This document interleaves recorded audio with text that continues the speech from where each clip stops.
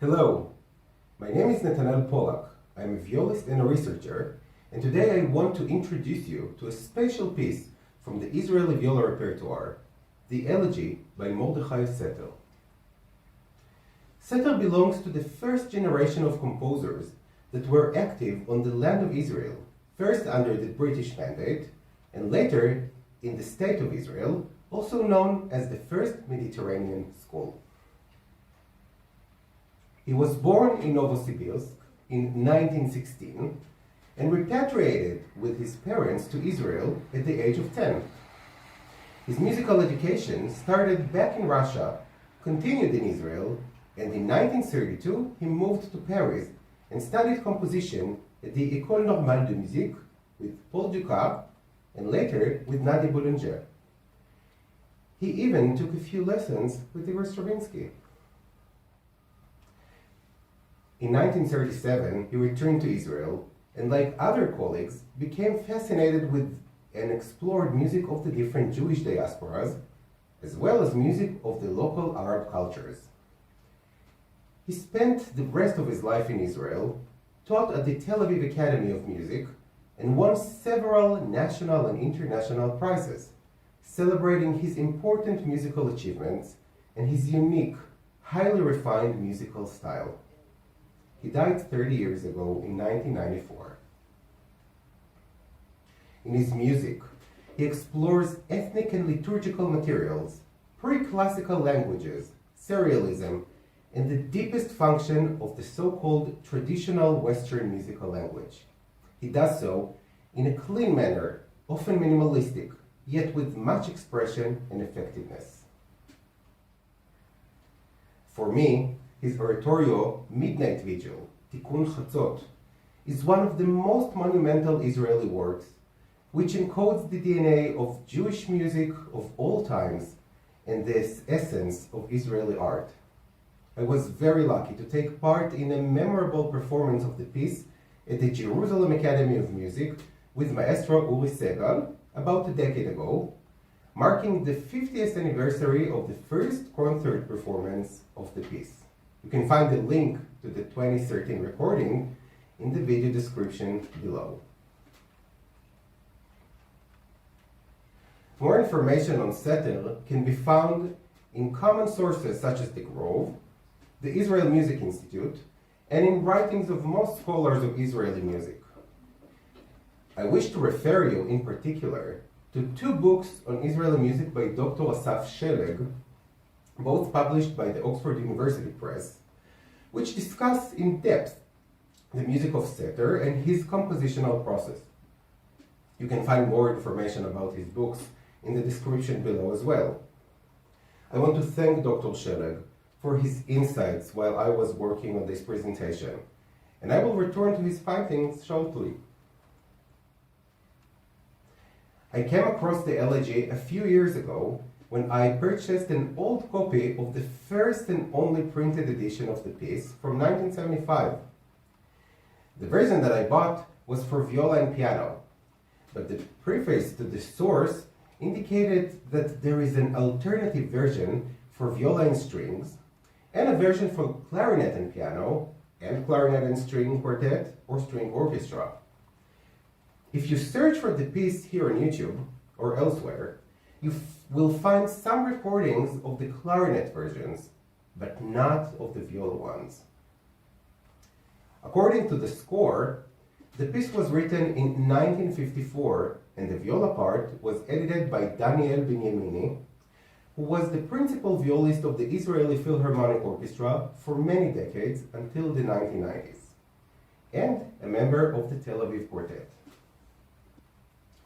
The score doesn't provide other biographical information about the piece, or the history of its performances. According to Donald Oler from the website clarinetquintet.web, the clarinetist Yona Ettlinger was the first to perform the piece in 1962 with the Tel Aviv Quartet, and later in 1966 with an orchestra. My assumption is that Binyamini performed the viola version even earlier, back in 1954, but so far, my attempts to confirm this assumption which included consulting with other scholars and with the archive of the Israeli Philharmonic, have returned no results. Given no other available viola recordings and no further information, my mother Sophie, who will play the piano part, and I are delighted to upload a recording of this piece, and hopefully this will inspire more violists to learn it. Going back to the short preface of the 1975 version, written both in Hebrew and English, and for which the author is not specified, there is a short description of the music which could have been given by Seter himself. The work is in the form of a poem in 5 stanzas.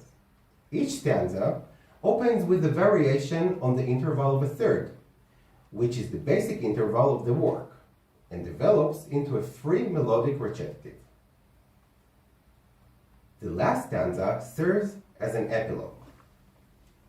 Indeed, the piece is divided into 5 short movements: adagietto, capriccioso improvvisando con fantasia senza misura, lento ma non troppo, adagio, and lento misterioso. The interval of a third and its mutations are quite apparent throughout the entire piece, as promised, and as you will be able to spot rather easily. In addition, a quote from Genesis has been placed before the beginning of the first movement. And darkness was upon the face of the deep, v'choshech al pnei tehom. Altogether, there could have been a sufficient quantity of data for me to initiate the process of studying the piece and coming up with a convincing interpretation. Yet I felt that there is more information to acquire. In hope to receive some hints from the composer, I turned to the National Library of Israel in Jerusalem, where his entire archive is stored. So I'm here at the Special Collection Presentation Room at the National Library of Israel, and with the help of my dear colleague, Ohad Sofer, who's the director of the music department here at the library, we found some manuscripts and we found some sketches for the Elegy. And so what we can see here is actually a notebook with a few sketches. In fact, the entire notebook is filled with different sketches that are related in one way or another to the Elegy. Here, for example, you can see in treble clef the beginning of the first movement, and you can actually see how he develops it throughout the notebook, and there are some fascinating notes, mainly in Hebrew, some in French as well.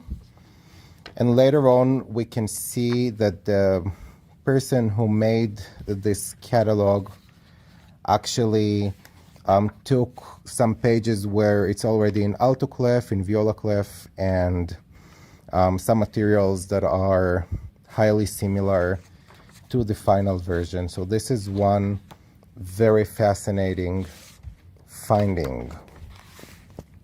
Another finding that we can see here, we can see some sort of final version or almost final version manuscript. You see that it says lamento here, but it's erased, or we can actually, I don't know if the camera shows well enough, but we can even see that he wanted at some point to call it a requiem. And it's for viola and piano. It's from 1954. And we can see a score that is very much similar to what we have in the 1975 printed version. And we already see some orchestration indications that were probably written a little later to create the orchestral score.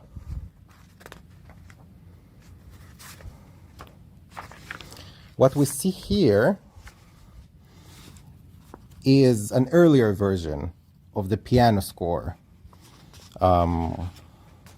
written with a pencil. You see the last movement is being erased here, but rewritten in a clearer version. using concert pitch, God forbid. And lastly, what we can see here would be a manuscript of the orchestral score. Now it's called an Elegy for solo viola and strings. And we can see how it was beautifully written. We can even see an indication to the Genesis quote that comes at the very beginning in the printed score. There is a good reason to believe that he was conducting, or someone was conducting from this particular copy, because we see some rehearsal indications. And these would be the main materials that we found here at the library, and I'm deeply thankful and grateful for my colleagues' help. Looking at the different manuscripts, I have no doubt that this, at least, was first meant to be performed by a viola, even if the viola debut is not documented or for some reason didn't take place. It also tells me that the viola was in the composer's mind when he composed the piece, and not the clarinet with its unique sonic features. This is not to offend the clarinet community by any means, of course. In fact, some of the available clarinet recordings are mesmerizing. Check out Tibi Zeigel or Tal Godiner here on YouTube, for instance. What I'm trying to claim here is that Seter was inspired by the human-like timbre of the viola and by the different agencies that the instrument offers in other musical literature, which should make the attention of the viola community to the piece even more meaningful. The music notebook, with all the sketches, pages and pages of different versions of the opening passage and of other materials from the piece, showed a powerful attraction, almost an obsession, with the idea of the third and its function as a musical device that glues harmony and melody together, but also gives each of these components their own characteristics. It was interesting to see how he was trying to create some 12-tone rows that are based on different successions of thirds, and even combine some rows into a partial matrix. We can also see some experiments with Arabic modes, makam, and with other musical inspirations. Many of these ideas made it to the final score. For non-musical listeners, and, well, for musicians too, this means that Seter went into the maximal possible depth of compositional investigation and exploration as he was delivering this elegy to the world. I would also like to point out that besides the actual content of the manuscript, something in the way they look, their visibility, their appearance, was tremendously helpful in understanding the music. Printing systems to these days, and especially of this late pre-digital or early digital period of the 1970s, are somewhat limited in their ability to convey the spirit of the music as it appears in the manuscript. A famous example would be the handwriting of Bach, which included many purposely wavy groupings of notes to be played unequally and freely, following the musical flow. In all printed versions of his music, the groupings are written in straight lines and do not inspire the players to use more rhythmical freedom. Going back to Seter, the way that the different voices and bars are placed in the manuscript suggests much more vertical connection and horizontal continuation than what can be signaled in the printed version. In the non-measured viola cadenza of the second movement, the manuscripts offer some phrasing ideas that were taken away by the print. In fact, one of the versions even had meters for the cadenza. In either way, seeing this process is one of the most exciting experiences that a musical performer or a scholar can have. Lastly, I wish to address the name of the piece. The two erased titles, Lamento and Requiem, have increased my feeling that there is something behind the idea of elegy, which does regard mourning and grief but in a more reflective way.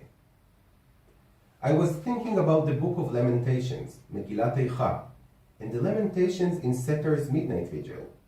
I was also thinking about the Holocaust and even about the victims of the 1948 war. On an emotional level, something felt much darker, yet I couldn't verify my instincts. This is when Dr. Shelleg came to help. In his research, he spent countless hours studying the diaries that Seter wrote over the years and are stored in his archive. In those diaries, Seter mainly meditates in a written form on musical and extra-musical ideas and reflects on the works of other composers and his own works. He defines a philosophical or artistic idea and then goes back to his works and tries to assess the relation to this idea. Shelleg uses the diaries in his writings as a way to question and sometimes understand some meta-musical intentions behind the music of Seter, and he was able to direct me to a few entries that regard our elegy and explain its emotional intensity. Some entries correspond to the sketches notebooks and go back to the business of musical intervals, particularly the third. In the diary of 1972 to 1974, he states how the musical drama is fundamental in some of his pieces and explains how in the elegy the cyclical nature of the third contributes to this sensation of drama and unifies the piece. Moreover, in the diary of 1980, he calls the elegy a prelude to a piano piece that he composed about 20 years later, entitled, surprisingly, Intervals. Intervals is a wonderful piece, also written in 5 movements, and if you read it backwards, from the last movement to the first one, you will be able to track the development of materials from our elegy. You can find in the description below a link to a great recording of Astrith Baltsan performing the piece. It is quite noticeable that Elegy, as an early piece of Seter, served retrospectively as an ancestor of later works, and as such was very meaningful to the composer. But how about the darkness? What gives the piece its emotional profile? The 1972 to 1974 diary gives the answer when Seter reveals that the inspiration for the piece was his reading of the 1953 book House of Dolls, Beit HaBobot, by Yechiel Dinur, known as Katzetnik. This book is a painfully graphic description of the sexual abuse of Jewish female prisoners in the concentration camps and of other horrors that took place during the Holocaust. It was one of the very few sources at the time that addressed these issues in so many details. And for people like Seter, who lived in Israel during the Holocaust, it was a rare opportunity to learn about what happened in the camps, since many survivors were emotionally unable to tell their story at the time. I believe that this book of Katzetnik made Seter realize how sad and painful was the fate of Jews in the diaspora, and this sadness initiated the emotional process of lamentation. To be clear, I don't think that the elegy is a depiction of the House of Dolls, but rather an implication of the unbearable pain that Seter experienced after reading the book. In his own words, the idea or the subject of lamentation received its concretization after he read the book. A few months later, he identifies a number of prominent ideas in the diary with which his music has been dealing so far. The first idea is of messianic salvation, miracles, as he can see in the formation of the State of Israel. And the next one is the lamentation over what he calls the destruction of the diaspora, Churban HaGalut. He sees it as a counterpart, as a necessary contrast to the first idea, without which it cannot exist. How often do we get a first-hand confession from composers or other creators about their inner voices, their leading ideas, or their inspirations? At first, the overall structure of the piece, its landscape if you will, took me automatically to the famous Trauermusik by Hindemith for viola and string orchestra that was composed in 1936, consisting of 5 movements as well, and symbolizing the 5 stages of grief, as my viola teacher Heidi Kesselman used to say. After analyzing all these different sources for the elegy, this minimalistic piece became significantly more emotionally charged in my mind and in my heart. Our reality here in Israel and elsewhere, if being honest, provides us with much sadness and many direct and indirect horrors. 70 years after the elegy was written, and there is still so much darkness upon the face of the deep, so much choshech al pnei tehom.